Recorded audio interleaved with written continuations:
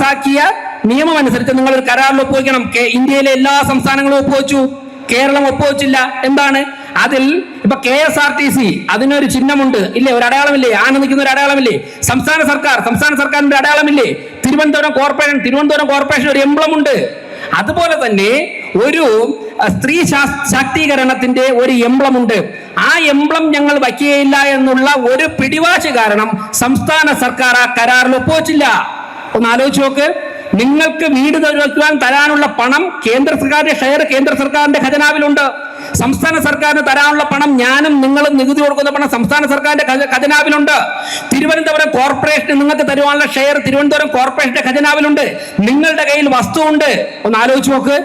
ഒരു തീരുമാനമെടുക്കുവാൻ 6-7 വർഷം ഒരു സർക്കാർ അവരുടേതായ കാരണം കൊണ്ട് ആ തീരുമാനമെടുക്കാൻ വൈകുമ്പോൾ ഈ നാട്ടിലെ ലക്ഷക്കണക്കിന് വരുന്ന സാധാരണക്കാരൻ കടത്തിണ്ണയിൽ ഉറങ്ങേണ്ടി വരുന്ന സാഹചര്യം വരുന്നു.